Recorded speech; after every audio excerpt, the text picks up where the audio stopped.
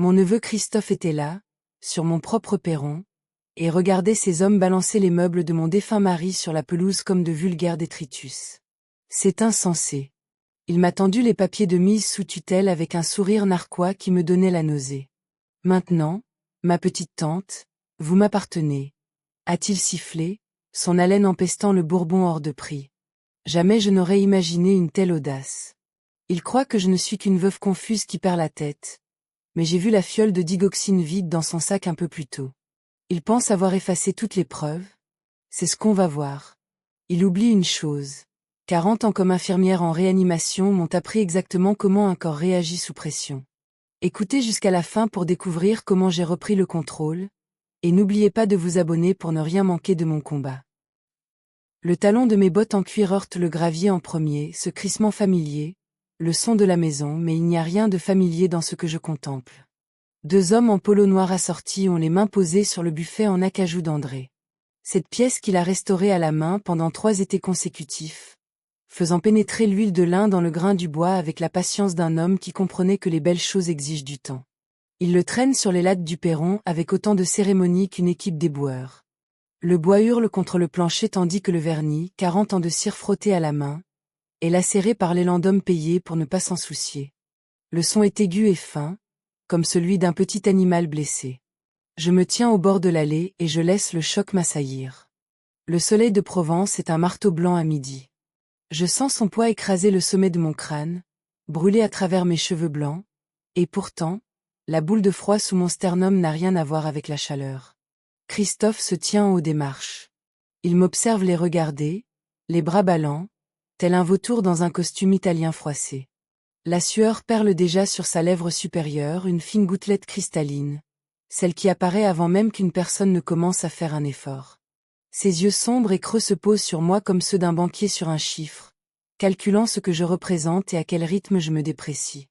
Il attend que je craque, que je pleure, que je porte mes mains à ma bouche comme les femmes de ma génération sont censées le faire quand on démantèle leur vie sous leurs yeux. Je ne lui fais pas ce plaisir. Signizici, ma tante. Sa voix est un râle huileux et entraîné, le résidu d'un homme qui a passé 2 décennies dans les prétoires avant que l'ordre des avocats n'ait le bon sens de l'enrayer. Il descend les marches et me tend un document, une épaisse liasse de papier timbré, d'encre bleue et de sceaux officiels. La signature d'un juge au bas de la dernière page, inconnue et absolue, me fixe comme un arrêt de mort rédigé dans le langage de la protection.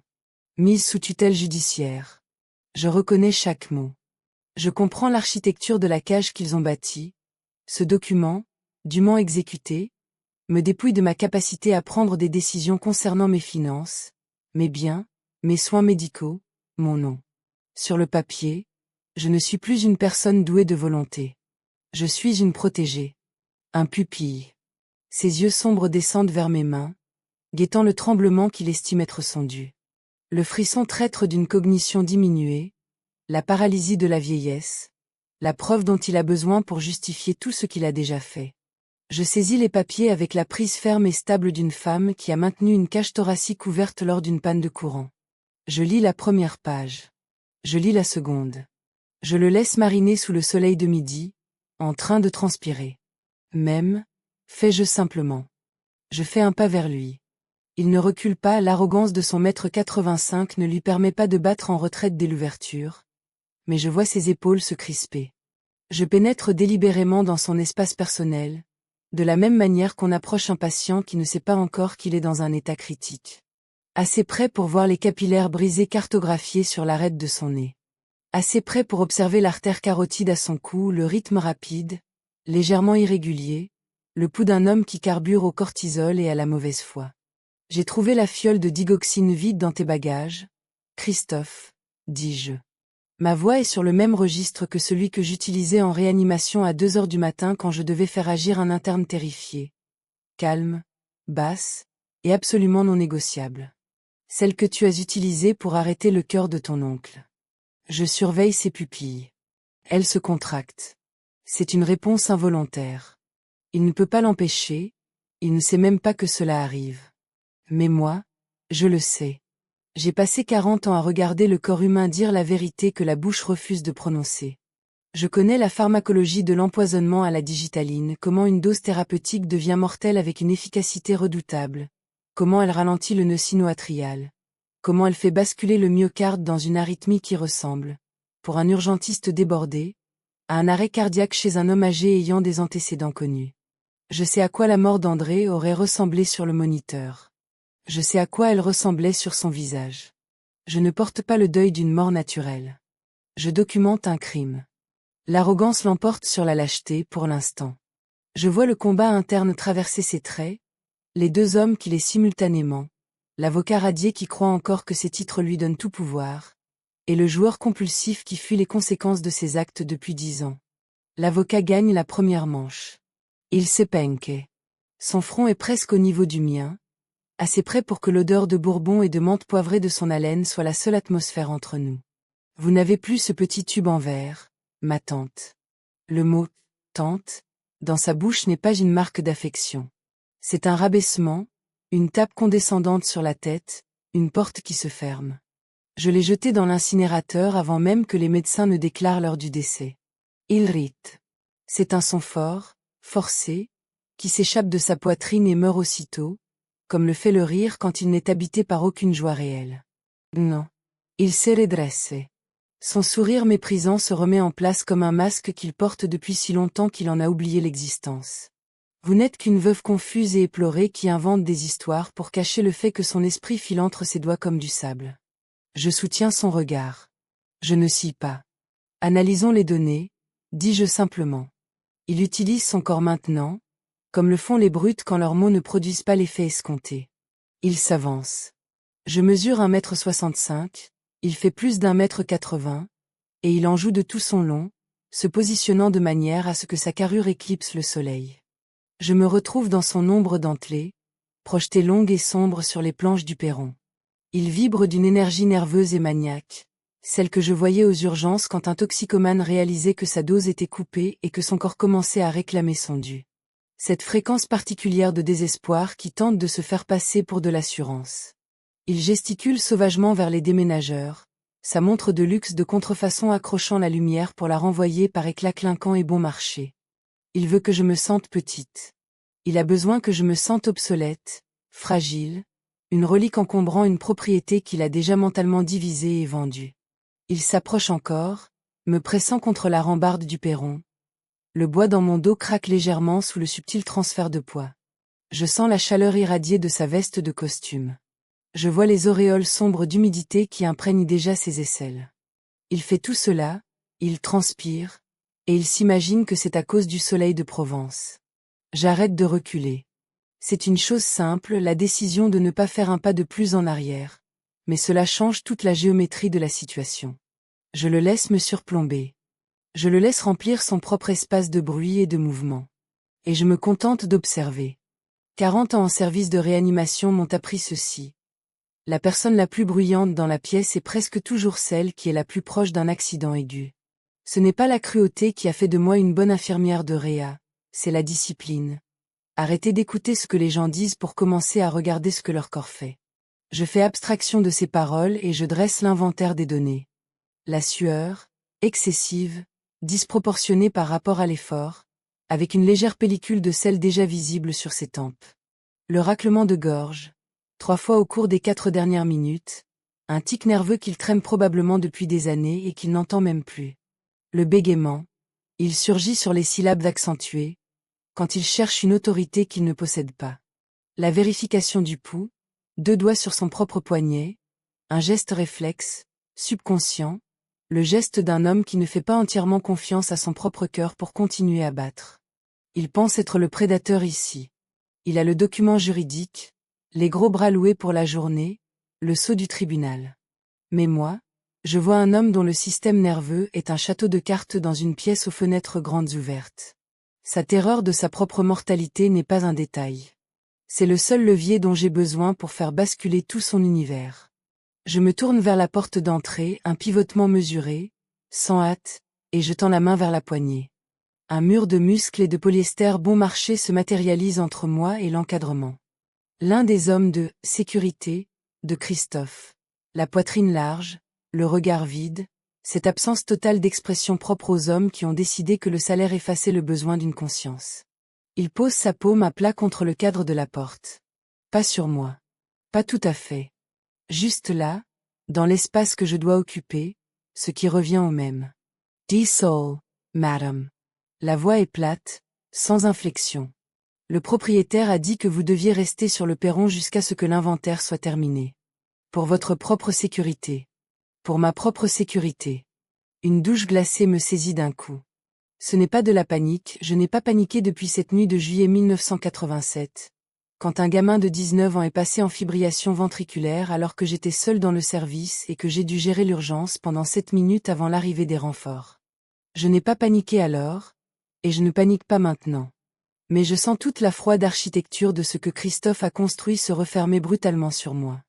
Je suis prisonnière dans mon propre domaine. Debout sous le soleil de plomb sur mon propre perron, immobilisée par un sbire pendant que ma maison est inventoriée pour être liquidée derrière mon dos. Je regarde la paume du garde sur le cadre de la porte. Je regarde son visage. Je comprends, dis-je aimablement. Derrière moi, la voix de Christophe a changé de registre. Plus forte, plus chaleureuse, empreinte d'une autosatisfaction manifeste. Il joue la comédie pour un public qui ne se compose que d'inconnus grassement payés. Je l'entends diriger les déménageurs loin du perron, vers le foyer extérieur à l'extrémité du domaine. Je me tourne et je regarde. Il transporte des livres. La bibliothèque médicale d'André, l'atlas d'anatomie de Gray relié en cuir, 3 éditions du Harrison, les journaux d'internat annotés de sa main, remplis de son écriture serrée et appliquée à l'encre bleue, le tout empilé dans des bras négligents, les pages se cornant déjà sous le poids du mouvement. Tout ça, c'est de la pacotille, ma tante, lance Christophe par-dessus son épaule sans même daigner me regarder. La thésaurisation est un symptôme primaire du déclin cognitif. On vide juste le vrac pour que l'agent immobilier puisse voir le potentiel de la bâtisse. Le premier volume frappe la terre brûlée à côté du foyer. La reliure craque. Le son est sec, précis. Je sens quelque chose se passer dans ma poitrine, pas tout à fait du chagrin, ou du moins, pas seulement. Quelque chose de plus froid et de plus résolu que la peine. Comme une veilleuse qui s'allume. Cette clarté particulière qui m'envahissait en réanimation quand le chaos atteignait son paroxysme et que ma vision se concentrait sur un seul point. Voici ce qui doit être fait maintenant, et c'est moi qui vais le faire. Je sens la première étincelle d'une rage froide, clinique. Christophe s'interrompt pour sortir une flasque en argent de sa veste. Il la porte à ses lèvres, une longue et lente gorgée. Pas le geste d'un homme savourant un vice, mais la consommation fonctionnelle d'un homme qui a besoin d'un ajustement chimique immédiat. Il la baisse et, presque aussitôt, presse 2 doigts contre l'intérieur de son poignet gauche. La vérification du pouls. L'habitude réflexe et compulsive d'un homme qui ne peut s'empêcher de guetter les signes de sa propre faim. J'observe son visage pendant ces 3 secondes. Je le regarde compter. Je le vois, le tressaillement. Une fraction de seconde de terreur pure, ses yeux s'écarquillent à peine, sa mâchoire se crispe, avant que le masque ne se recompose en une moue méprisante. Quelque chose qu'il a entendu ou ressenti pendant ces 3 secondes et que son esprit rationnel ne peut totalement écarter. Probablement rien, une extrasystole, un battement irrégulier dû à la caféine et à l'anxiété. Cliniquement insignifiant. Mais pour un hypocondriaque doté d'un historique familial qu'il a passé des années à catastropher, la moindre déviation d'un rythme attendu est le premier mouvement de l'ultime symphonie. Il est terrifié à l'idée que son cœur fasse des promesses qu'il ne pourra pas tenir. Il craint la mort plus qu'il n'aime l'argent. J'ai noté cela dans le dossier que je constitue dans mon esprit, celui que je bâtis depuis le jour où André a mentionné pour la première fois que son neveu viendrait nous rendre visite. Un homme qui craint la mort plus qu'il n'aime l'argent est incroyablement facile à manipuler, dans un sens comme dans l'autre. Je ne discute pas pour les livres. Je ne crie pas, je ne supplie pas, je n'adopte aucun des comportements auxquels il s'est préparé. Au lieu de cela, je descends les marches du perron et je commence à marcher. Mon pas est délibéré. Légèrement plus lent que mon allure naturelle. Mes épaules adoptent un voûtement subtil, presque imperceptible, pas un effondrement, rien d'aussi évident, juste assez de dégonflement pour passer, à 15 mètres de distance, pour une femme dont l'esprit a rendu les armes. Je me dirige vers les potagers à la lisière et de la propriété, loin du feu, loin des déménageurs, loin de lui. Derrière moi, le rire éclate. Fort, suffisant, le braillement d'un homme qui a décidé qu'il avait gagné. Il cesse de me surveiller. Je sens son attention se lever comme un poids physique, de la même manière qu'on sent quand une infirmière arrête de surveiller vos constantes et quitte la chambre. C'est sa première erreur fatale. Il pense que je vais rejoindre mes roses pour y dépérir en silence. Il s'imagine qu'une femme de 69 ans, mise sous tutelle sous le soleil de Provence le jour même où l'on brûle les livres de son mari, va simplement s'asseoir dans la poussière et accepter le prix qu'il a décidé d'accorder à sa vie. Il a confondu l'œil du cyclone avec la fin de la tempête. Le cabanon de jardin se trouve à l'autre bout du domaine, là où les aménagements paysagers laissent place à la garrigue sauvage qui s'étend jusqu'à la clôture. L'odeur ici est différente, terre brûlée et sauge en fleurs, une odeur qui appartient à cette terre d'une manière que Christophe ne pourra jamais comprendre, et l'ombre du cabanon est bien plus fraîche que le reste de la cour. Je n'entre pas. Je m'agenouille près des fondations sud, mon jean s'enfonçant dans la terre sèche, et je tends la main vers un pied de tomate flétri, un geste visible, approprié, l'image parfaite d'une vieille femme endeuillée soignant son jardin pendant que les loups rôdent à sa porte. Mon autre main trouve la planche desserrée à la base du mur du cabanon. La troisième en partant de la gauche. Je connais cette planche depuis 11 ans. Derrière elle, dissimulée derrière un sac de terreau et un transplantoir rouillé, se trouve ma trousse d'infirmière. La vieille trousse, celle que je gardais toujours prête après notre installation au domaine car, ici, l'hôpital le plus proche est à 45 minutes de route. Et selon mon expérience, 45 minutes, c'est 30 minutes de trop. J'ai maintenu le stock à jour même à la retraite, renouvelant les produits, vérifiant les dates de péremption chaque trimestre avec la même discipline, sans aucune sentimentalité. Mes doigts se referment sur le verre froid des fioles. Le plastique des seringues scellées. Les petites bouteilles ambrées de préparation que j'ai composées moi-même au fil des ans, la chimie pratique d'une femme qui a passé 4 décennies à transformer la pharmacologie en résultats concrets. J'ai une pharmacie dans le désert provençal. Et je sais exactement ce que je vais en faire. Le soleil décline. Je me relève, brossant la terre sèche de mes genoux d'un geste sec, et je regarde vers la Bastide. Mon domaine. Le domaine d'André, et avant lui celui de ses parents, et avant encore, cette terre brute que quelqu'un dans cette famille a eu la vision et l'obstination de transformer. Je regarde la fumée qui commence à s'élever du foyer, pâle et fine contre le ciel violet et or du début de soirée. Je vois Christophe debout au bord de la fosse, une silhouette avec une flasque à la main, regardant les livres brûlés avec la satisfaction d'un homme qui a confondu la destruction avec le pouvoir. Il a un document de justice et 2 sbires à sa solde. Il a l'arrogance d'un homme qui n'a jamais affronté la moindre conséquence qu'il ne puisse contourner par le droit ou par le jeu. Il ne sait pas ce que moi, j'ai. J'ai 40 ans de données sur la façon dont le corps humain flanche. J'ai une trousse cachée dans le mur d'un cabanon. J'ai la certitude que le plus grand ennemi de Christophe Thornton n'est pas moi. C'est la terreur mortelle qu'il porte dans sa propre poitrine, celle qu'il vérifie 2 doigts sur le poignet 12 fois par jour. Et j'ai le temps. Il pense avoir gagné ce soir. Qu'il brûle les livres. Qu'il savoure le plaisir du brasier. Il voulait se battre contre une vieille femme confuse qui perd la tête. Il va recevoir une consultation de la part d'une infirmière major. Je vérifie ma montre, la montre argentée, fonctionnelle, celle que je porte depuis 1991 et je note l'heure. Je retourne vers le perron à mon rythme, sans me presser, et je ne le regarde pas. Le piège n'est pas encore posé. Mais je sais à quoi il ressemble, je sais où se trouve chaque pièce, et je sais, avec cette certitude viscérale que je ressentais en réanimation quand une urgence vitale allait basculer, exactement comment tout cela va se terminer. Les grilles de fer se referment au crépuscule. Je les entends depuis le perron, ce gémissement sourd du vieux métal sur ses gonds, ces grilles qu'André et moi avons soudées nous-mêmes lors d'un long week-end de 1998, en pestant contre le chalumeau, en riant de nos erreurs, en les peignant en noir une fois le travail fini pour admirer le résultat. Elles étaient censées empêcher les intrus d'entrer. Maintenant, je regarde l'équipe de sécurité de Christophe passer une chaîne dans les poignets et verrouiller un cadenas avec l'efficacité machinale d'hommes qui font cela pour gagner leur vie, sans le moindre état d'âme. Les 2 gardes commencent leur patrouille. Gilet tactique, bottes identiques, le regard fixe d'hommes payés pour ne pas avoir d'opinion. L'un prend la clôture et, l'autre l'ouest. Ils se déplacent comme si le périmètre était une variable connue, quelque chose qu'ils ont sécurisé 1000 fois et sécuriseront encore. Je reste sur le perron et je regarde jusqu'à ce qu'ils aient terminé leur premier circuit. Un siège.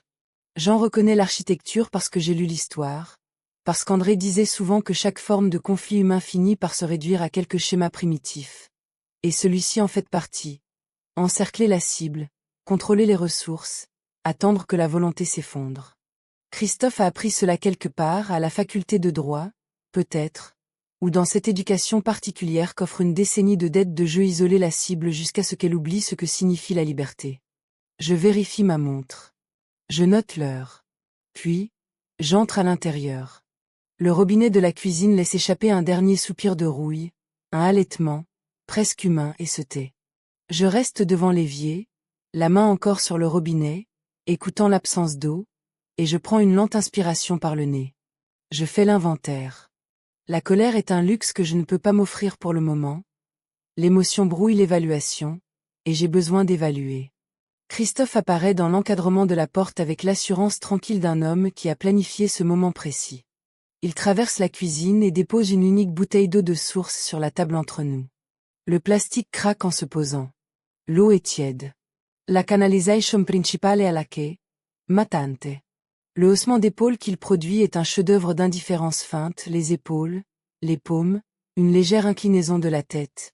Mais ses yeux ne participent pas à la comédie. De vieilles toyauteries. Je m'en occuperai quand nous aurons réglé les formalités administratives. Il surveille les magorge.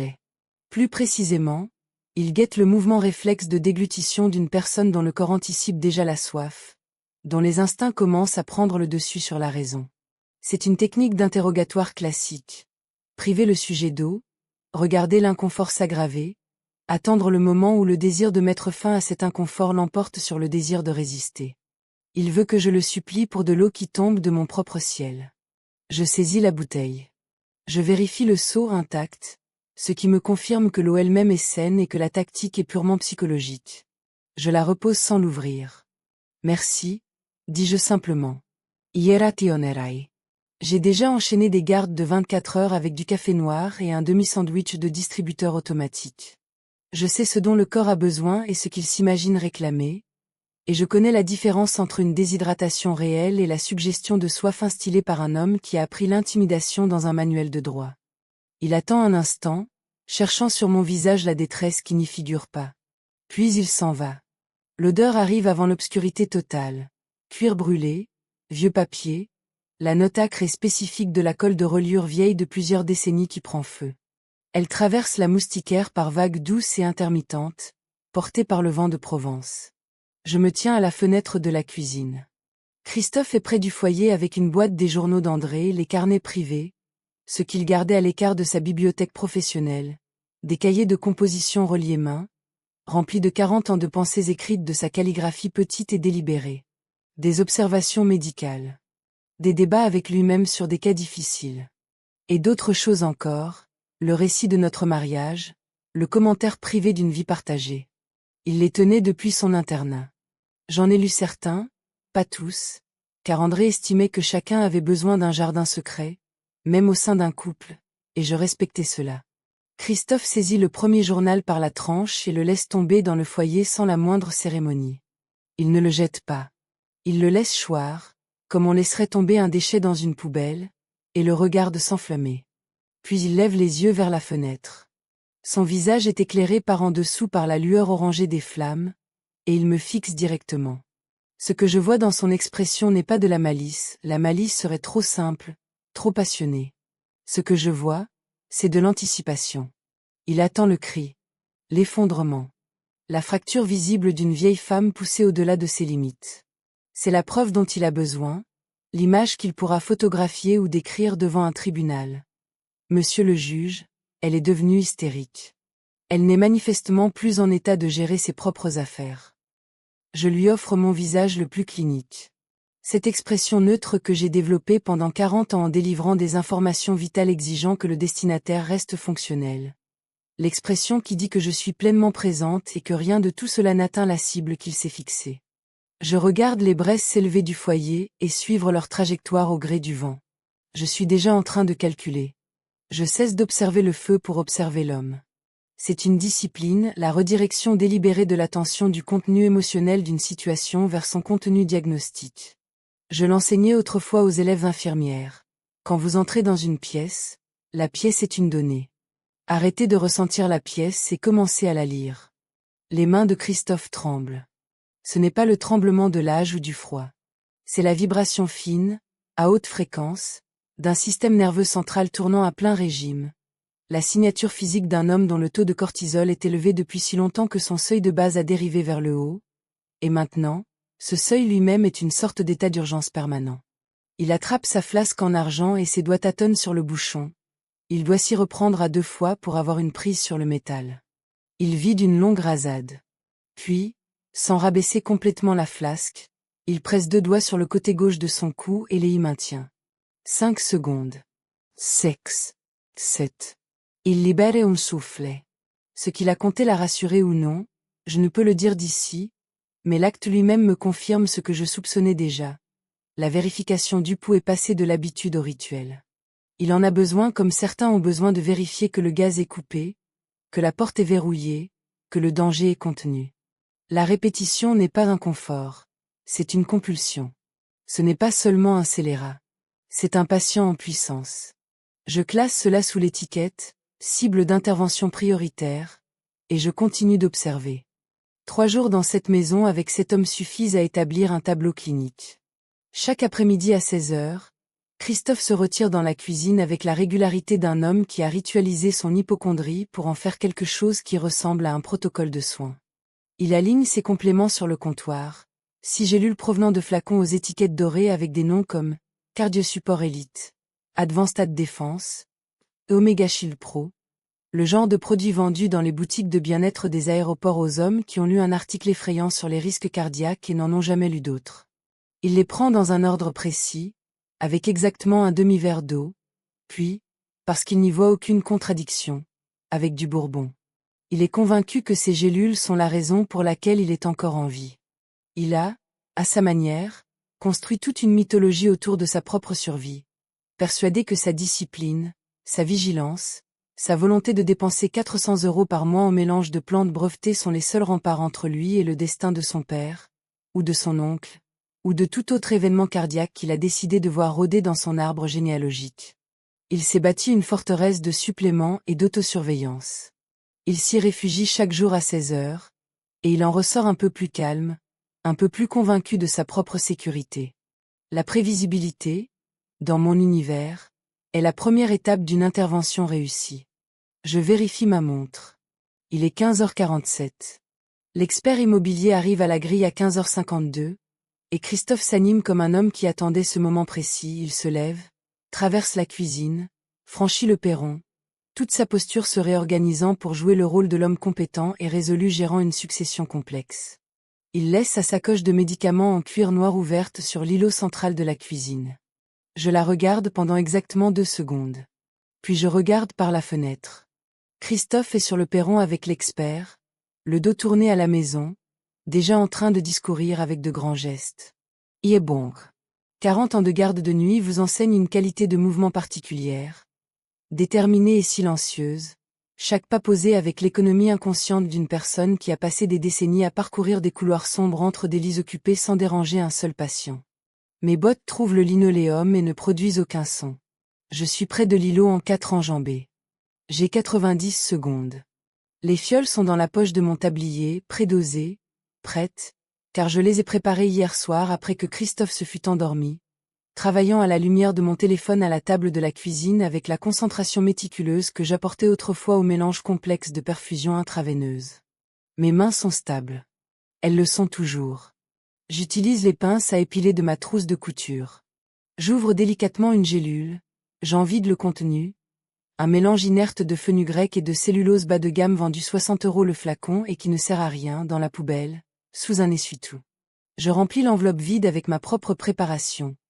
De la niacine concentrée et une forte dose de riboflavine, un cocktail de vitamine B mesuré pour un effet physiologique maximal. Ce n'est pas du poison. Il faut insister là-dessus, intérieurement et autrement. Ce n'est pas du poison. Le flush de niacine, est un phénomène pharmacologique extrêmement courant et totalement inoffensif qui se produit lorsque le corps métabolise une dose élevée de vitamine B3. Les capillaires se dilatent. Le sang afflue à la surface de la peau. La personne ressent de la chaleur, une rougeur, une sensation de picotement qui se propage sur la poitrine et remonte le long du cou. C'est inconfortable et alarmant. Et pour un hypocondriaque qui vérifie son pouls 10 fois par jour et dépense des fortunes parce qu'il est terrifié par la mort, c'est précisément indiscernable des premiers symptômes de l'accident cardiaque qu'il ne cesse d'imaginer. Je l'ai vu arriver en clinique. Je sais exactement à quoi cela ressemble vu de l'extérieur. Je referme la gélule d'un coup sec. Je m'occupe des autres, pas toutes, juste le cardiosupport élite, sa pièce maîtresse, celle qu'il prend avec le plus de déférence. Quand j'ai fini, je les remets dans le flacon. Identique aux originales. Je glisse la sacoche à sa place exacte sur l'îlot, au millimètre près. 63 secondes. Je retourne vers la cuisinière et j'ai une casserole d'eau sur le feu avant que le gravier ne crisse sous les chaussures de l'expert sur les marches du perron. Les citrons étaient déjà là. Il les avait apportés lui-même, un sac acheté au magasin il y a 2 jours, car Christophe croit, avec la conviction de ceux qui tirent leurs informations médicales de blocs de bien-être, que la vitamine C compense les effets hépatotoxiques du bourbon. Il garde un bol de citron sur le comptoir et en presse religieusement une moitié dans son verre du soir. Je comprends la chimie de ce que cela implique. L'acide citrique accélère l'absorption métabolique de la niacine. Le flush, dans des circonstances normales, met 40 minutes à 1 heure à apparaître. Avec de l'acide citrique dans le système, cette fenêtre se réduit considérablement. L'effet frappe plus vite, plus fort, avec une vasodilatation plus marquée. Son propre rituel, le bourbon, le citron, les compléments à 16 heures, a été élégamment transformé par nul autre que lui-même en un mécanisme de diffusion parfait. Je prends un citron dans le bol et je le coupe en 2 sur la planche à découper. Je le laisse là, face coupée vers le haut, à côté de son verre. Une invitation. Fidèle à ses habitudes. Ce n'est pas moi qui lui fais subir cela. Je fournis simplement les composants physiologiques et je laisse sa propre terreur construire l'expérience. J'entends ses pas lourds traverser le perron. Je m'éloigne du comptoir et retourne à ma casserole. Il ramasse le papier en traversant la cuisine, la liste de courses que j'ai laissée sur le comptoir, celle où le nom d'André est écrit 3 fois dans la marge, avec une note sur la plantation de blé d'hiver en juillet. Personne ne plante de blé en juillet, ce n'est pas la saison. C'est précisément le genre de confusion temporelle qu'un tribunal pourrait juger significatif pour établir un déclin cognitif. Christophe Lally.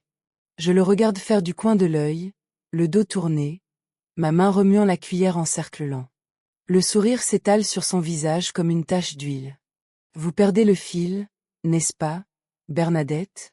Il plie le papier, avec soin, avec cette méticulosité délibérée d'un homme qui classe des preuves à charge et le glisse dans la poche de sa veste. Sa voix a pris cette chaleur particulière propre à quelqu'un qui vient d'obtenir ce qu'il convoitait. Ne vous inquiétez pas. Je suis là pour ça. Il sort son flacon de compléments alimentaires. Il prend son rituel de 16 heures très au sérieux, même sous le stress de la visite de l'expert, malgré le brasier qu'il a allumé et quels que soient les calculs qu'il effectue sur le calendrier de mon effondrement. Il aligne les gélules. Il presse la moitié de citron dans son bourbon. Il ne remarque pas le léger résidu jaunâtre sur le goulot de la bouteille. Il avale les gélules d'un geste pratiqué et se rassoit à table avec ses actes notariés.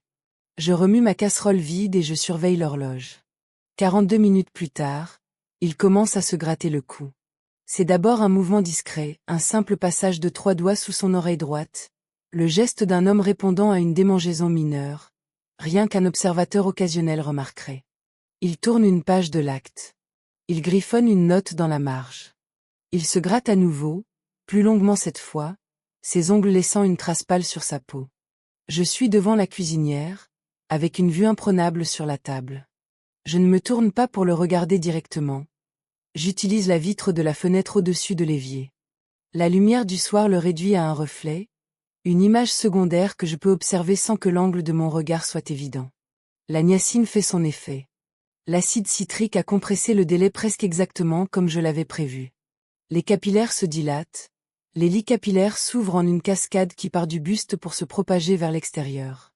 Ces mouvements deviennent légèrement saccadés, l'inconfort sourd d'un organisme enregistrant quelque chose qu'il ne reconnaît pas, quelque chose qui sort des paramètres habituels d'un mardi après-midi ordinaire. Puis vient la rougeur. Elle commence par une tache sous son col, j'en vois le bord là où son bouton du haut est ouvert, et se répand vers le haut avec l'élan visible d'une marée montante. Un rouge artériel profond et marbré grimpe vers sa mâchoire, ses joues, la peau blanche de sa gorge. 40 ans d'observation font que je peux lire ce flush de l'autre bout de la pièce aussi facilement que je lirais un moniteur. Il n'a pas encore regardé dans un miroir. Il ne sait pas. Je me détourne de la cuisinière. Mon Dieu, Christophe. Je laisse ma voix prendre l'inflexion chaleureuse et un peu trop vive d'une inquiétude sincère, la performance d'une femme inquiète, l'attitude exacte qu'il attendait de moi, bien que pour une raison différente. J'écarquille légèrement les yeux. Cet écarquillement clinique, le vrai, celui que font les infirmières quand elles voient quelque chose qui mérite attention. Tu as l'air terriblement congestionné. Je marque une pause. Je laisse le mot flotter entre nous. Est-ce que tu sens une oppression dans la poitrine? Il lève les yeux de l'acte. Son regard rencontre le mien et il y lit mon expression, l'inquiétude, la stupeur. Je vois le premier tressaillement d'un malaise l'envahir. Il n'est pas encore sûr de lui. Son esprit rationnel tente encore de trouver des explications. Le bourbon, la chaleur, le stress de l'après-midi. C'est exactement la tête qu'avait André, murmurai-je. J'adoucis ma voix, la laissant descendre vers un ton presque doux, presque hésitant, la voix d'une femme qui ne veut pas dire la suite mais qui ne peut s'en empêcher. Dans ces dernières minutes. Ce rouge vif, marbré. Comme si son sang essayait de s'échapper par ses pores. La couleur déserte son visage. Et parce que le flush de niacine opère de manière précise et fiable, ce qui reste après la pâleur est précisément le rouge colérique et montant du flush lui-même. Son visage est désormais un damier de craie et de rouge artériel. Un spectacle qui, de l'intérieur, doit ressembler à un corps qui perd la raison. Son stylo tombe. Sa main se porte à son sternum. Sa respiration prend un rythme saccadé, paniqué. C'est juste la chaleur, dit-il. Mais les mots sortent dans un sifflement, comprimés par une poitrine qui se serre sous l'effet de la mécanique magnifique et autoréalisatrice de la panique. Il croit qu'il se passe quelque chose au niveau de son cœur. Et dès l'instant où un hypocondriaque croit qu'il se passe quelque chose à son cœur, il se passe réellement quelque chose. Pas ce qu'il redoute, mais son cousin fonctionnel. Le pouls qui s'emballe sous l'effet de l'anxiété aiguë, la respiration courte et rapide, le pic de tension artérielle, cette sensation de picotement sous la peau que la niacine produit en abondance et que son système nerveux aux abois interprète désormais comme l'ultime avertissement. Il se lève trop brusquement. Les pieds de la chaise crissent sur le linoléum, la chaise bascule et tombe derrière lui, mais il ne se retourne pas. Ses yeux cherchent déjà le miroir du couloir, puis la porte de la salle de bain, il veut voir son propre visage, il en a besoin, il a besoin que le miroir lui dise s'il doit intensifier sa panique ou se calmer. Je le regarde trébucher légèrement au premier pas. Ce n'est pas une chute, son corps ne le lâche pas cliniquement, mais la légère déconnexion d'un homme dont la proprioception est perturbée par l'hyperventilation et la peur. Il atteint la salle de bain. La porte claque violemment contre le cadre. Et puis, de l'extérieur, par la fenêtre au-dessus de l'évier, j'entends le bruit de pneus sur le gravier de l'allée, une approche prudente, sans hâte, le mouvement de quelqu'un à qui on a dit que la grille serait ouverte. Je m'approche de la fenêtre. Une berline grise s'est arrêtée devant le perron. Une femme en blazer sombre en descend, une mallette souple sur l'épaule. Un sceau notarial est visible sur le badge plastifié épinglé à son revers. La notaire. Je n'en connaissais pas la date exacte, Christophe me l'avait caché délibérément, mais je me doutais que ce serait pour bientôt. L'expert de cet après-midi était le prélude. La paperasse est prête. Il ne lui faut plus qu'une signature, attestée et certifiée, et le transfert de propriété sera acté. Toute protection juridique qu'il me reste s'évaporera alors dans la poussière du Luberon. Je regarde la porte de la salle de bain, toujours close.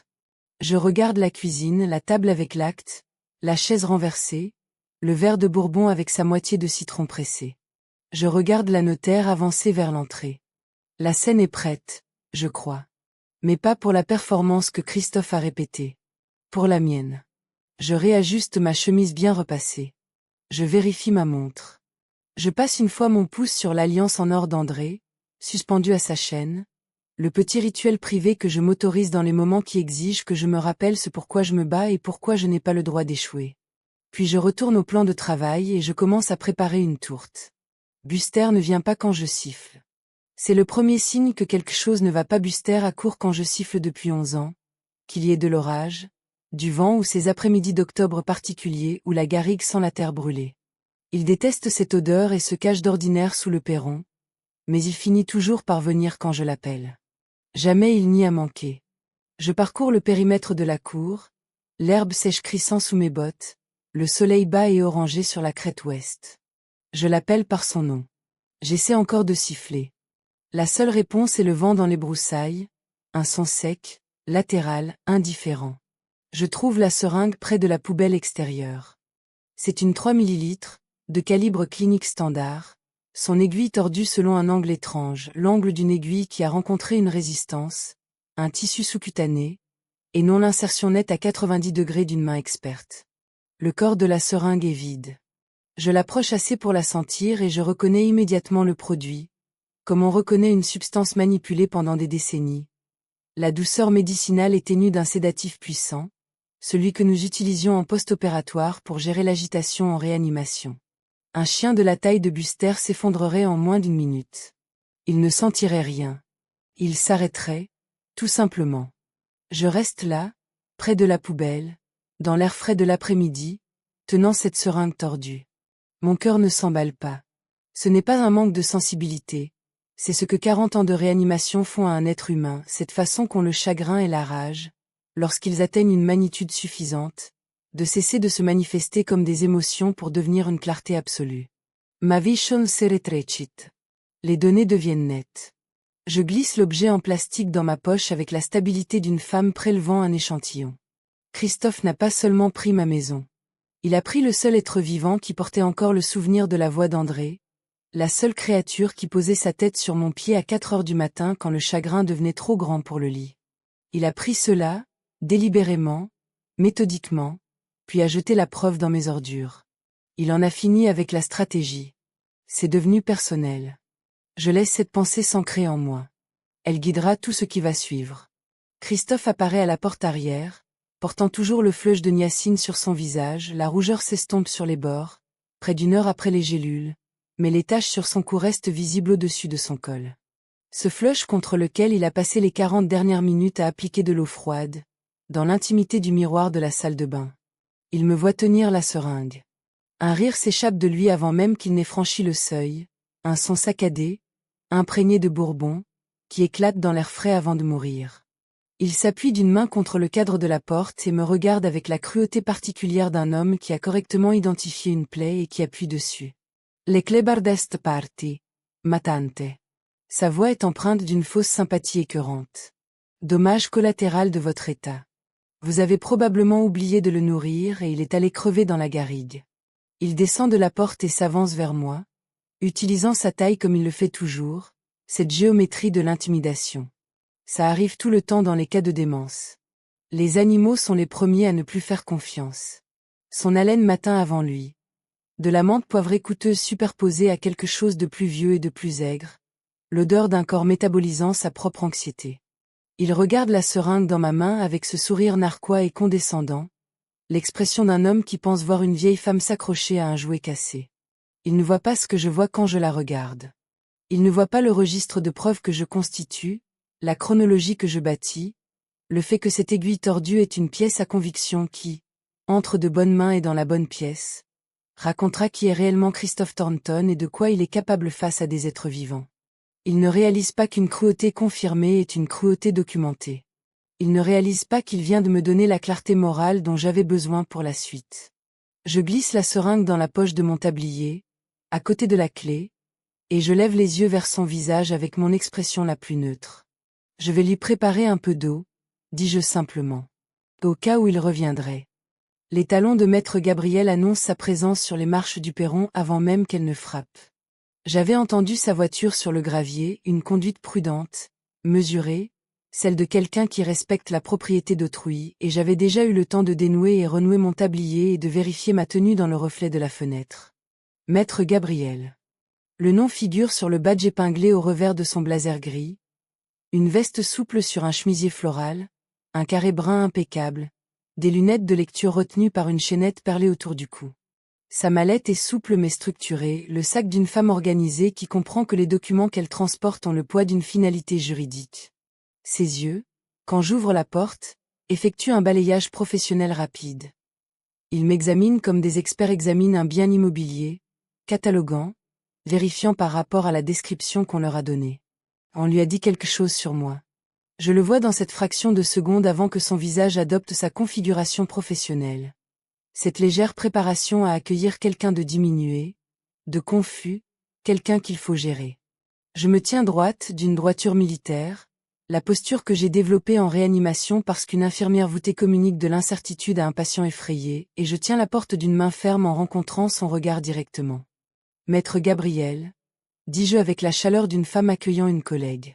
Je vous en prie, entrez. Son sourire professionnel tient bon, mais quelque chose s'ajuste derrière ses yeux. Un petit recalibrage. La personne devant elle ne correspond pas au dossier. Je l'introduis dans la fosse aux lions. Nous ne pouvons décemment pas parler à faire le ventre vide, maître.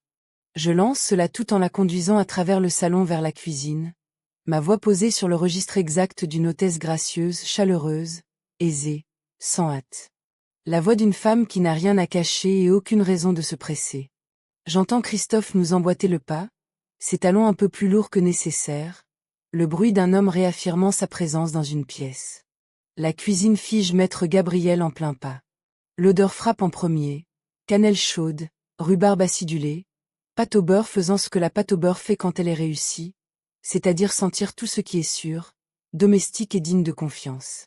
La tourte trône sur le comptoir dans la dernière lumière de l'après-midi, sa croûte en treillis dorée et régulière, la garniture pourpre visible entre les lanières, un peu de jus ayant caramélisé sur le bord du plat.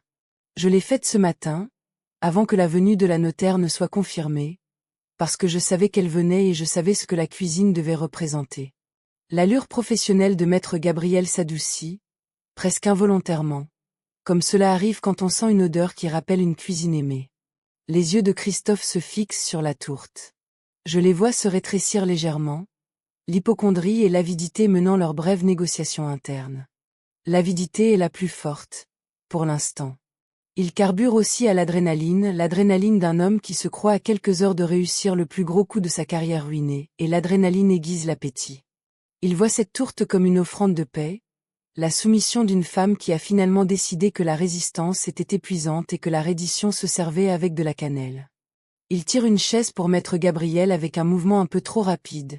Trop empressé, l'obséquiosité saccadée d'un homme jouant la courtoisie pour la galerie. Si nous commencions, dis-je, en me dirigeant vers le comptoir pour couper les parts. Maître Gabriel s'installe. Christophe contourne déjà la table vers son propre siège, cherchant dans sa veste les actes de transfert, toute son attention portée sur la paperasse, son moment, celui qu'il échafaude depuis des semaines, arrive enfin. Je recule d'un pas. Mes doigts trouvent la clé de fer déjà restée dans la serrure de la porte en chêne, je l'y avais placée ce matin, tournée dans la position correcte, testé le verrou 2 fois pour confirmer qu'il coulissait silencieusement sur son rail. Dans l'intervalle entre 2 pas de Christophe, mon poignet pivote.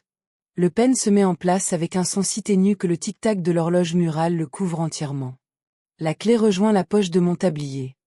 La cuisine est désormais une unité fermée.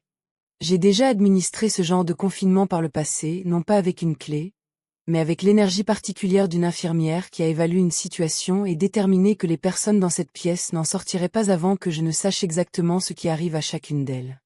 Il n'y a pas de garde ici. Pas de gros bras en gilet tactique. Il y a un joueur désespéré et terrifié, une professionnelle du droit confuse qui n'a pas encore compris dans quel genre de procédure elle vient de mettre les pieds, et une femme qui a passé 40 ans à maîtriser l'art spécifique du chaos contrôlé.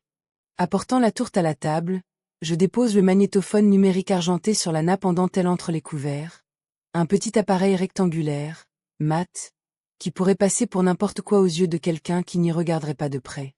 C'est le récepteur de mon appareil auditif, maître, dis-je plaisamment à maître Gabriel en lissant mon tablier et en prenant place. Je ne voudrais pas perdre un mot d'une procédure légale aussi importante. Elle y jette un coup d'œil avec l'acceptation polie et curieuse d'une professionnelle habituée aux adaptations technologiques. Bien entendu, dit-elle. Christophe le gratifie du même regard dédaigneux qu'il accorde à tout ce qui m'appartient. Le ricanement d'un homme qui a décidé que les objets d'une femme de 69 ans sont, par définition, hors de propos. Mais je vois ses doigts bouger, un petit tressaillement réflexe vers son poignet, l'amorce de cette vérification du pouls qu'il s'interdit de terminer parce qu'il joue la compétence devant la notaire. Il sent toujours l'effet des vitamines B. Le flush s'estompe mais la sensation de picotement s'attarde à la surface de sa peau, les lits capillaires toujours dilatés, la chimie poursuivant son cours silencieux et inoffensif dans son sang. J'appuie sur le bouton « Enregistrer » d'un pouce ferme. Chaque mot, à partir de cet instant, est une preuve. Je serre les parts. De larges quartiers pourpres, la rhubarbe dégageant sa douceur aigrelette particulière sous la lame. Cette vivacité presque médicinale qui est la signature de la rhubarbe. Cette qualité qui la rend dangereuse dans la mythologie et simplement acide dans la réalité. La croûte en treillis garde parfaitement sa forme alors que je dépose chaque morceau. Maître Gabriel reçoit la sienne en premier. Elle prend une bouchée prudente, évaluative, la bouchée d'une personne polie face à la cuisine d'autrui, et laisse échapper un petit son d'approbation sincère. La pâte est merveilleuse, dit-elle, et elle le pense. Christophe me regarde poser son assiette devant lui. Il hésite, son hypocondrie effectuant un bref audit anxieux, mais l'adrénaline de l'après-midi crie plus fort que son anxiété en cet instant précis. L'anticipation de la victoire balaie sa prudence habituelle. Il saisit sa fourchette. Il prend une énorme bouchée frénétique, avec l'énergie d'un homme qui mange comme il fait tout le reste, vite et sans goûter, poussé par quelque chose qui n'a rien à voir avec la faim. Le jus de rhubarbe tache le coin de sa lèvre alors qu'il mâche. J'observe cela. Je note l'heure sur ma montre. Je pose ma fourchette. Le cliquetis du métal contre la porcelaine est sec et précis dans l'air tiède de la cuisine. C'est la même concentration de digoxine que celle qu'André avait dans le sang, Christophe. Je dis cela sur un ton approprié pour une conversation de table, naturelle, sans hâte, le ton d'une clinicienne livrant ses conclusions lors de la visite du matin. Pas de mélodrame. Pas de haussement de voix. La délivrance plate et informative d'une professionnelle énonçant un fait. La fourchette de maître Gabriel s'immobilise. Elle reste suspendue à mi-chemin entre l'assiette et sa bouche, un petit tableau de mouvements interrompus, tandis que les mots s'assemblent pour prendre sens. Christophe s'arrête de mâcher. Je lui laisse un moment pour assimiler.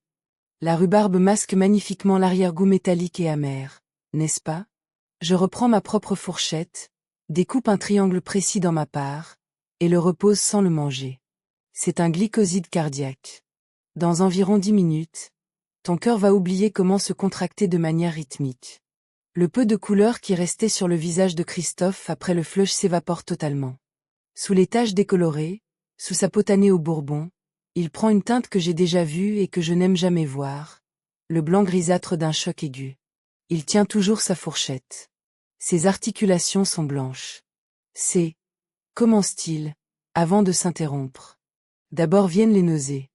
Je me penche légèrement en avant, adoptant la posture d'une clinicienne devant un dossier, avec des données à transmettre. Pas de mise en scène. De la précision. Certains décrivent cela comme un mal de mer, cette sensation spécifique que le sol se dérobe sous vos pieds. Ensuite, votre vision va commencer à s'altérer en périphérie, un jaunissement sur les bords. Parfois, les patients décrivent des halos autour des sources de lumière. C'est assez saisissant, en réalité.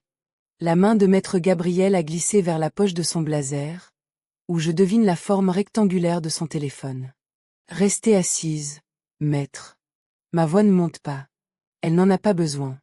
Ceci est une consultation médicale. En tant que notaire, vous êtes un témoin assisté. Quitter cette pièce avant d'avoir entendu l'intégralité de la déclaration constituerait un manquement professionnel majeur. Je soutiens son regard pendant exactement 2 secondes, le temps nécessaire pour établir mon autorité sans aggraver sa peur, puis je me tourne à nouveau vers Christophe. Après les troubles visuels vient ce sentiment de mort imminente. Ce n'est pas une métaphore, c'est un phénomène clinique documenté. Le cerveau, enregistrant la chute du débit cardiaque, émet un signal de détresse que les patients décrivent invariablement comme une certitude de mourir. Pas une peur, Christophe. Une certitude. Je marque une pause. Et tu présentes déjà les signes primaires. C'est la vérité. L'acide de la rhubarbe a fait ce que j'attendais, Il a percuté la niacine encore en cours de métabolisation pour accélérer la phase finale du flush, relançant la dilatation capillaire avec l'efficacité d'un second catalyseur. Mais ce n'est pas la niacine qui fait le plus gros du travail en ce moment. C'est son propre cortisol, sa propre épinéphrine, son propre hypothalamus qui reçoit le message que son esprit conscient hurle à plein volume. Tu as été empoisonné, tu es en train de mourir, c'est exactement ce qui est arrivé à ton oncle. Une nouvelle vague de sueur éclate sur son front. Pas la transpiration polie de l'effort, mais une nappe huileuse et soudaine, la sueur d'un organisme qui jette toutes ses ressources dans une réponse d'urgence. Sa peau est devenue marbrée et sombre, le rouge revenant avec la violence particulière d'une réponse physiologique dopée par la terreur. Il halète. Sa main vole à sa gorge. Il est le spécimen parfait de l'effet nocebo. Le corps produisant des symptômes réels en réponse à un danger imaginaire auquel il croit dur comme fer. Son cœur s'emballe parce qu'il est persuadé qu'il flanche. Sa peau brûle parce que la chimie que je lui ai administrée est inoffensive et produit exactement ce résultat. Son souffle s'accourcit parce que son cerveau a déclaré une catastrophe et que son système respiratoire s'est mis au diapason. Il se fait tout cela à lui-même. Je ne l'ai pas empoisonné. J'ai fourni les ingrédients et le récit, et sa propre terreur s'est chargée du reste. Je tends la main au-dessus de la table et je saisis son poignet. C'est un geste pratiqué, la prise d'une infirmière qui a tâté 1000 poux, le placement de 2 doigts sur l'artère radiale, la légère pression nécessaire pour sentir le sang cogner sous la peau. Sa chair est brûlante et moite sous mes doigts. Je consulte ma montre. 140 battements par minute, dis-je dans la pièce, sur le même ton mesuré que je maintiens depuis le début. Tachycardie. Tu es en su régime, Christophe. Ton cœur est un moteur qui tourne sans huile. Il tente de se lever. La mécanique l'abandonne, ses genoux se dérobent, une réponse vasovagale classique à la dérégulation de la tension sous l'effet d'une panique aiguë, et il se rattrape au bord de la table des 2 mains, son corps neutralisant sa volonté de fuir. Il retombe sur sa chaise. Sa poitrine se soulève. Ses inspirations sont courtes, rapides, inefficaces, comme l'est toujours l'hyperventilation. Il me regarde. J'ai déjà vu ce regard. Pas souvent, la plupart de mes patients en crise étaient déjà trop loin pour un contact visuel à ce stade, mais je le connais. C'est le regard d'un être dont le corps lui hurle que c'est la fin, et dont l'esprit vient enfin de le croire. L'arrogance a disparu. Le sourire narquois s'est envolé. L'avocat radié, le joueur compulsif et la brute de foire ont tous été balayés par la seule force capable de les briser. La conviction que le prochain battement de cœur pourrait ne pas venir. Ce qui reste, c'est l'animal en dessous. Suppliant. La chaise de maître Gabriel crisse sur le sol. Je dois appeler les secours. Les actes, maître. Je ne la regarde même pas.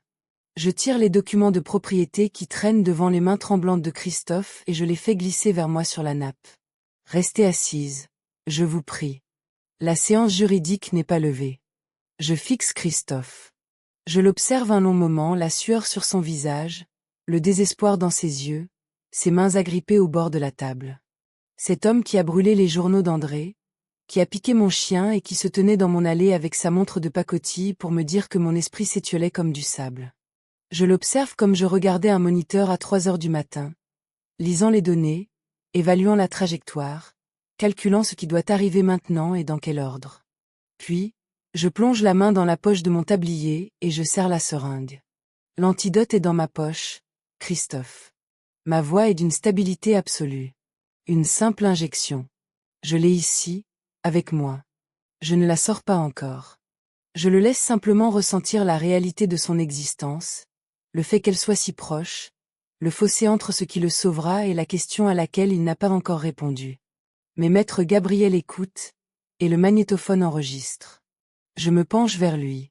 Dis-nous exactement ce qui est arrivé à André. C'est la voix de l'infirmière qui a veillé tant de lits, qui a posé la question nécessaire et attendu la réponse sans ciller. Dis-nous le dosage. Dis-nous comment tu lui as administré. Dis-nous tout, et je te donnerai ce qu'il y a dans cette seringue. L'horloge murale marque les secondes. Le magnétophone tourne. Le temps presse, dis-je doucement. Le son qu'il produit en s'effondrant n'a rien de digne. Il n'y a plus de dignité possible pour un homme en proie à une telle rébellion physiologique. Il bascule de côté, sa chaise dérapant sur le linoléum tandis que son centre de gravité l'abandonne, puis il s'écroule. C'est l'impact lourd et humide de 90 kilos de viande terrifiée rencontrant le sol de la cuisine. Le bruit résonne dans le carrelage, dans les murs, jusque dans la semelle de mes bottes. Le flush de niacine a atteint son apogée au pire moment. L'acide de la rhubarbe, le cortisol et l'hyperventilation se sont combinés avec l'efficacité d'un protocole millimétré. Sa peau est passée du rouge au pourpre, puis au violet, une couleur alarmante qui n'est, cliniquement, qu'une vasodilatation inoffensive, mais que Christophe interprète, dans le seul registre dont il dispose, comme la couleur de la mort.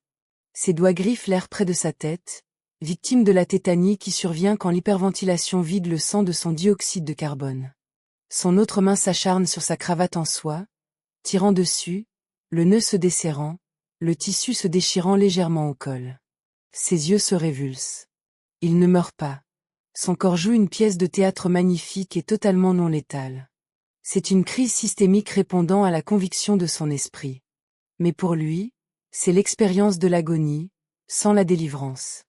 Je reste debout près de la table. Je ne bouge pas pour l'aider. Pas encore. Maître Gabriel s'est levé à moitié, une main à plat sur la nappe.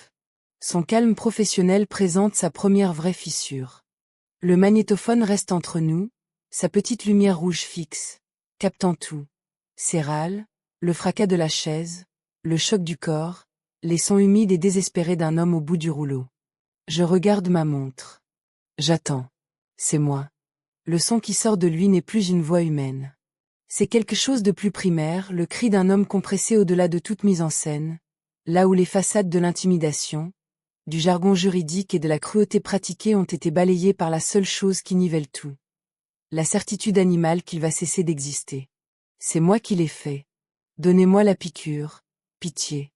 Il parvient à se redresser partiellement contre les meubles bas de la cuisine, le dos contre les portes, les jambes écartées sur le linoléum. Sa veste en soie est trempée de sueur à chaque couture. Son visage est une ruine, le flush violet, les larmes qui tracent des sillons dans la sueur, l'expression d'un homme qui n'a plus rien à protéger. Les mots sortent en torrent. Ce n'est plus organisé. Ce n'est plus le langage prudent et pesé d'un avocat qui choisit ses syllabes comme un chirurgien choisit ses scalpels. C'est brut, haché, une confession à l'état pur. 10 milligrammes dans sa camomille. J'ai pris la fiole dans le kit de soins palliatifs. Il était vieux, Bernadette. Sa voix se brise sur mon prénom, pas de regret, mais avec le désespoir de celui qui veut faire comprendre à sa victime que son acte était raisonnable. Il allait mourir de toute façon, j'ai juste accéléré les choses. Puis les sanglots l'emportent. Pas des pleurs élégants. Les sanglots d'un homme qui n'a jamais, de sa vie d'adulte, regardé sa propre laideur en face et qui se retrouve forcé de s'y noyer, sur un sol de cuisine, devant une notaire et la femme qu'il a tenté d'enterrer vivante. Je me tiens au-dessus de lui et j'écoute chaque mot. 10 milligrammes. La camomille. Le kit de soins. Il allait mourir de toute façon. Je laisse le nom d'André se poser dans ma poitrine aux côtés de ses aveux. Je les laisse y vivre le temps de comprendre leur poids, puis je les range soigneusement dans le dossier que je bâtis, celui qui survivra à cette cuisine, à cet après-midi et à la liberté de cet homme. Et je me concentre sur la suite. Maître Gabriel, elle, ne court pas vers la porte. Je l'avais jaugée dès son arrivée comme une professionnelle, organisée, procédurière, le genre de personne qui croit au poids des documents officiels. J'avais espéré que cette rigueur tiendrait sous la pression, et c'est le cas. Le choc traverse son visage authentique et visible. Puis quelque chose change dans son regard, cette lueur qui s'allume chez quelqu'un qui réalise que la situation n'est pas celle qu'on lui a décrite, et que la seule réponse appropriée n'est pas la fuite, mais la précision. Elle tire son registre officiel vers elle. Son stylo court avec une vitesse et un rythme qui me confirment qu'elle a été formée, quelque part dans son passé, à ce genre de compte-rendu, une écriture furieuse, délibérée, n'omettant rien. Répétez cela, monsieur Thornton. Sa voix a totalement changé. Elle a dépouillé la chaleur conciliante de la fonctionnaire pour devenir quelque chose de plus dur, de plus essentiel, la voix d'un officier de justice faisant son devoir. Le dosage. Le mode d'administration. Répétez-le clairement pour le procès-verbal. Elle ne me regarde pas. Elle ne regarde pas Christophe avec la moindre sympathie. Elle fixe son registre, sa main s'activant, son visage figé dans la concentration de celui qui comprend que les prochaines minutes vont peser lourd dans sa carrière. La lumière rouge du magnétophone reste stable entre nous. Chaque sanglot humide. Chaque dosage. Chaque syllabe accablante. Le dossier se constitue. Je sors la seringue de mon tablier. Pas la solution saline préparée ce matin. Celle que j'ai trouvée dans la poubelle près du cabanon, la 3 ml avec l'aiguille tordue et le résidu de sédatif dans le corps. Celle qui a fini dans le flanc de mon chien pendant que j'étais séquestré dans ma propre demeure. Je l'ai gardée dans ma poche. Elle appartient à ce moment précis. Je ne cherche pas de tampon alcoolisé. Je ne nettoie pas l'aiguille. Je ne déballe pas de matériel stérile. Je ne pratique aucun des rituels cliniques que je connais par cœur et que je mets délibérément de côté. Parce qu'une aiguille propre est un signe de confort. Et je veux que Christophe, alors que je m'approche de lui, voie l'aiguille souillée. Je veux qu'il voie la pointe tordue, qu'il reconnaisse l'instrument qu'il a choisi pour mon chien et qui revient maintenant vers lui. Je saisis son biceps. Il tressaille au contact mais ne se dérobe pas. Son corps a déjà décidé que cette injection est son salut et il ne risquera pas de compromettre sa survie en bougeant. L'aiguille pénètre. Le piston s'enfonce. 3 cm3 de solution saline stérile, totalement inerte, se diffuse dans les tissus musculaires d'un homme persuadé qu'il s'agit de digoxinimune fab, l'antidote, l'agent inverseur, le rempart entre lui et l'arrêt cardiaque qu'il s'est convaincu de subir. Voilà. Je retire l'aiguille. Ma voix a le ton neutre d'une infirmière terminant une tâche de routine. Cela va neutraliser les glycosides. Tu sentiras l'effet du remède dans ton sang d'ici 30 secondes. Il me regarde avec des yeux emplis de quelque chose que je ne saurais nommer. Un mélange de gratitude, de terreur et de l'épuisement stupéfait d'un homme qui revient de loin. Il croit sincèrement que je viens de lui sauver la vie. Je rebouche la seringue et la remets dans ma poche. 20 secondes. Le corps humain est une puissante pharmacie, et l'esprit est son plus redoutable pharmacien. J'ai vu l'effet placebo produire des changements mesurables sur les constantes vitales, sur le seuil de douleur, sur les marqueurs inflammatoires. Je l'ai vu fonctionner en réanimation sur des patients qui, objectivement, étaient trop atteints pour que la psychologie les atteigne. Elle les atteint pourtant. La croyance en la guérison n'est pas un substitut au remède, mais c'est, à court terme, une médecine en soi. Les râles de Christophe commencent à ralentir. Ses inspirations s'espacent, deviennent plus profondes. Le cycle de l'hyperventilation se brise comme il se brise toujours quand une personne paniquée trouve une raison de croire.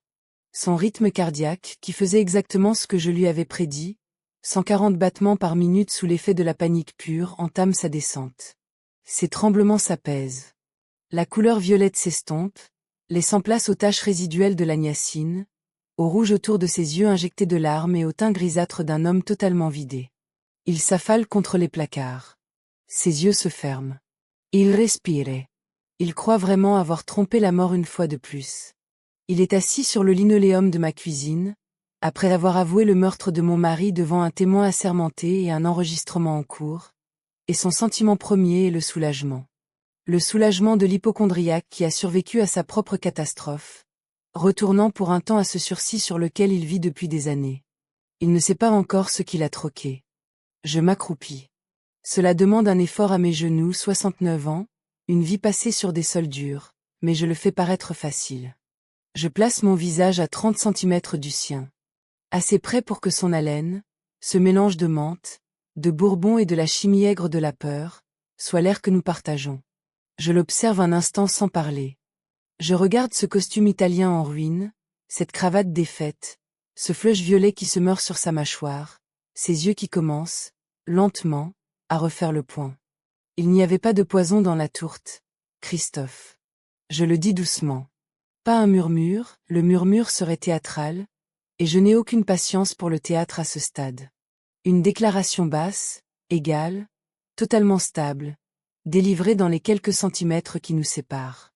Il n'y avait que de la niacine, de la riboflavine et ta propre lâcheté. Je le laisse peser chaque mot. Tu as avoué le meurtre de mon mari parce que tu as eu peur d'une bouffée de vitamine et d'un peu de jus de citron. Je surveille son visage. La réalisation ne vient pas d'un coup. Elle le traverse par étapes, la confusion d'abord, le recalcul frénétique, la recherche d'une explication alternative qui ne l'obligerait pas à être ce qu'il est, puis la lente et agonisante certitude qu'il n'y a pas d'autre explication. qu'il a été démantelé. Que la femme qu'il traitait de sénile, la veuve confuse dont l'esprit fuyait comme du sable, l'a lu comme un graphique, a géré l'urgence et a obtenu le résultat qu'elle visait depuis l'instant où le premier livre a touché la poussière près du feu. Sabuche es entredvra. Rien n'en sort. Voilà tes actifs, dis-je en me relevant. La porte de la cuisine ne s'ouvre pas. Elle est défoncée, l'impact sec et autoritaire d'une botte de gendarme. Le verrou que j'avais poussé cédant sous la force de l'intervention. Maître Gabriel avait déclenché l'alarme silencieuse de son téléphone 30 secondes après le début des aveux. Ses doigts s'activant sous la table avec l'efficacité d'une professionnelle formée à ce genre de contingence. Le commandant entre le premier. Je connais son visage, un homme d'une 50aine d'années, avec l'autorité calme de celui qui gère les crises du secteur depuis 2 décennies. Il connaissait André. Il jouait aux échecs le mardi soir pendant 15 ans, André gagnait toujours, et le commandant revenait toujours. Il embrasse la pièce du regard, Christophe affalé contre les meubles, maître Gabriel debout avec son registre, moi près de la table avec le magnétophone, et quelque chose traverse ses traits qui n'est pas tout à fait de la surprise, mais sa cousine Germaine. Ces hommes sont derrière lui. J'entends, du côté de la grille, les bruits de la sécurité, en train d'être neutralisés. Des voix, une brève bousculade, le cliquetis de la chaîne. La cuisine est soudain très pleine. Et très silencieuse. Je regarde le commandant. Vérifier le double fond de sa mallette de luxe, dis-je, désignant le couloir d'une main qui ne tremble pas. C'est un homme qui aime les trophées. Il n'a pas pu se résoudre à jeter la fiole qu'il a utilisée pour mon mari. Le gendarme me fixe un instant, le regard d'un homme qui cherche à savoir s'il a affaire au délire d'une veuve éplorée ou à une piste solide. Puis il fait un signe à un adjoint qui disparaît vers la chambre d'amis. La cuisine attend. Au sol, Christophe émet un son qui n'est pas un mot. L'adjoint revient. Dans sa main gantée, dans un sachet de preuve scellé, se trouve une petite fiole de verre clair. L'étiquette est pharmaceutique et précise. On peut y lire « digoxine ». Le puzzle clinique ne vient pas de s'assembler. Il l'était déjà. C'est simplement la réalité matérielle qui rattrape la vérité que je connaissais depuis le jour où j'avais remarqué la première fiole manquante dans le kit de soins et compris ce que cela signifiait. Je regarde la fiole dans le sac et je revois André dans cette cuisine, un mardi matin, buvant sa camomille, en pleine confiance. Je détourne les yeux avant que quiconque ne puisse lire ce qui passe sur mon visage. Maître Gabriel referme son registre. Elle a écrit sans s'arrêter depuis les premiers mots de Christophe. Et maintenant elle s'interrompt, rebouchant son stylo d'un clic décisif. Elle se redresse de toute sa hauteur dans son blazer gris et son chemisier à fleurs, fixe le commandant, puis Christophe, puis brièvement, moi. Quand elle parle, sa voix a la solennité d'une sentence ni cruelle, ni satisfaite, simplement finale. Je déclare officiellement nulle la mise sous tutelle et le transfert de propriété, sur la base de preuves manifestes de coercition et d'intention criminelle. Elle serre son registre contre sa poitrine. Et en vertu de la clause d'indignité successorale, Christophe Thornton est par la présente disqualifié de toute prétention sur la succession d'André Beaumont. 3 phrases. 12 secondes pour les prononcer. Tout ce pourquoi Christophe a tué s'est évanoui en l'espace de 12 secondes. Le domaine. La mise sous tutelle. Le transfert de propriété. L'assurance vie. Chaque calcul qu'il avait fait sur la vie d'André pour la rendre rentable. Toutes ces nuits passées dans des chambres d'hôtel avec une flasque et un registre de dettes, à peaufiner l'arithmétique de son héritage. Tout s'est envolé, sans mélodrame, avec la simple finalité procédurale d'une officière de justice faisant son travail, dans une cuisine qui sent la cannelle et la rhubarbe, pendant qu'un magnétophone captait chaque mot. Il ne répond rien. Il fixe le linoléum d'un air absent. Je ne le regarde pas se faire emmener. Je suis déjà ailleurs. Alors que les gendarmes escortent Christophe vers la sortie, je me place sur leur chemin, pas pour leur barrer la route, seulement pour plonger la main dans la poche extérieure de sa veste, celle de gauche, où il gardait la preuve pliée de mon déclin cognitif. Cette fameuse liste de courses où le nom d'André était écrit 3 fois. Mes doigts trouvent, à la place, une lourde clé en laiton. La clé du cabanon. Je la retire. Je ne regarde pas le visage de Christophe. Je me détourne, traverse la cuisine et sors par la porte arrière dans la fraîcheur de la soirée provençale. Mes bottes retrouvent le gravier, l'air est vif, chargé de l'odeur de la sauge et de ce parfum minéral particulier de la terre de garrigue libérant la chaleur du jour. Le jardin dévasté n'est plus que forme sombre et ombre portée alors que je le traverse. Le foyer est froid, la fumée s'est dissipée depuis des heures, et il ne reste que la faible odeur de cendres et de papier brûlé qu'il faudra plusieurs bonnes pluies pour effacer totalement. Je ne regarde pas la fosse. Je passe mon chemin. La porte du cabanon s'ouvre d'un coup de clé. À l'intérieur, dans le noir, sur une pile de sacs de jute dans un coin, Buster respire. Je l'entends avant même de trouver la lampe de poche, cette respiration profonde, lente, rythmée, celle d'un gros chien qui évacue un sédatif puissant. Son souffle est régulier, sans effort, son organisme traitant la substance au rythme imposé par sa stature. Je m'assois par terre à ses côtés. La toile de jute est rugueuse sous mes mains. Il est chaud, son flanc se soulève et s'abaisse. Ses pattes sont légèrement repliées avec cette souplesse propre au chien plongé dans un sommeil profond. Je pose ma main sur son côté et je le sens respirer. Je reste là jusqu'à ce que sa queue bouge, un battement unique et lent contre la toile de jute, le premier mouvement volontaire, le premier signal de son système nerveux indiquant qu'il sait où il se trouve et qu'il choisit d'en être heureux. Vivant. Mes frontières sont sûres.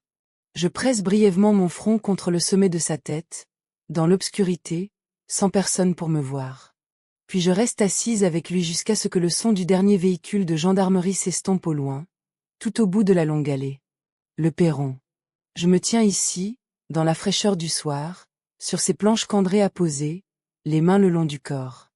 J'observe la dernière paire de feux arrière disparaître là où l'allée du domaine rejoint la route départementale pour être avalée par l'immensité du Luberon. Les sirènes se sont tues depuis 1 kilomètre déjà. Il n'y a plus rien maintenant, sinon le vent dans la clôture et le vaste silence indifférent de la garrigue à la fin du jour. La fumée du foyer a disparu. Il ne reste que la sauge, la terre qui refroidit et l'odeur d'un lieu qui a traversé une épreuve et qui est toujours debout. Mon jardin est brûlé sur son flanc et, là où les piétinements de Christophe et sa négligence crasse ont écrasé les massifs que j'avais plantés en avril. Il faudra tailler les rosiers. Les tomates le long du mur sud sont perdues pour cette année. Les livres d'André ne sont plus que cendres dans le foyer, l'atlas d'anatomie, les journaux d'internat, 40 ans de son écriture à l'encre bleue, et je ne vais pas me mentir à moi-même, seul sur ce perron, sans aucune comédie à jouer. Il est parti. Il était déjà parti bien avant que la terre de sa tombe ne soit sèche, et l'interférence de Christophe n'a rien changé à l'essence de ce départ. Les livres n'étaient pas André. Les journaux n'étaient pas André. André, c'était l'homme qui avait passé 3 étés à parfaire le buffet en acajou, qui jouait aux échecs le mardi soir et gagnait toujours, qui plantait le jardin avec moi au printemps et disait que c'était notre plus belle œuvre. Le buffet est toujours sur la pelouse, là où les déménageurs l'ont abandonné. Je le rentrerai demain. Je contemple le coucher de soleil, ce ciel de Provence qui fait ce qu'il sait faire quand la lumière baisse, produisant des couleurs qui n'ont pas de nom dans un langage utilitaire. Des violets, des ors et cet orange profond, presque meurtri, à l'horizon, qu'André aimait regarder en silence depuis cet endroit précis. Car certaines choses ne demandent aucun commentaire. J'ai 69 ans. Je n'ai jamais vu de coucher de soleil plus magnifique. La cuisine.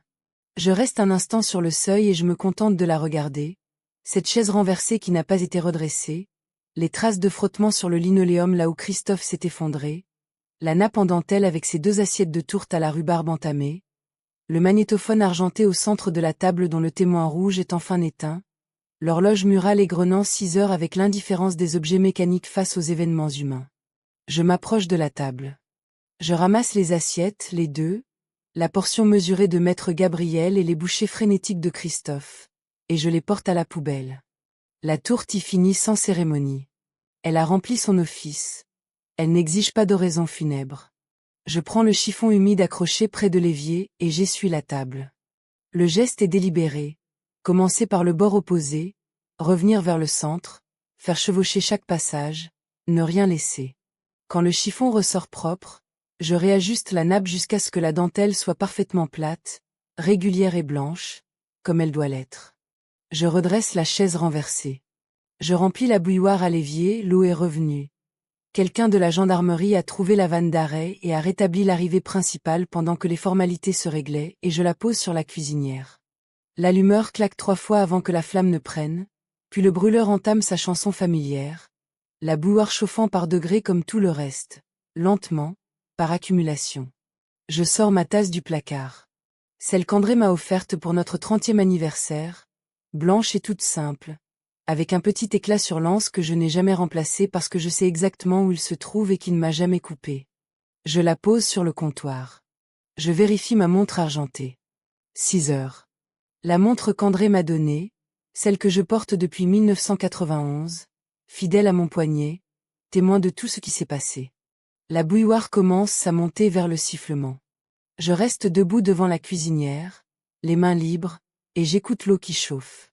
Je laisse le silence de la cuisine, ma cuisine, dans mon domaine, sous ce ciel provençal qui n'appartient à personne et donc à tout le monde, et donc à moi m'envelopper comme une récompense méritée.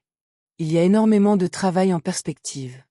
Du travail juridique, de celui qui exige de la patience, de bons conseils et la lente machinerie sans éclat des successions et des procédures pénales. Il y a le jardin, qu'il faudra reconstruire en partant de ces massifs calcinés. Il y a le buffet en acajou, toujours sur la pelouse, que je rentrerai et que je restaurerai de mes propres mains, en faisant pénétrer l'huile de lin dans le grain du bois comme André me l'a appris.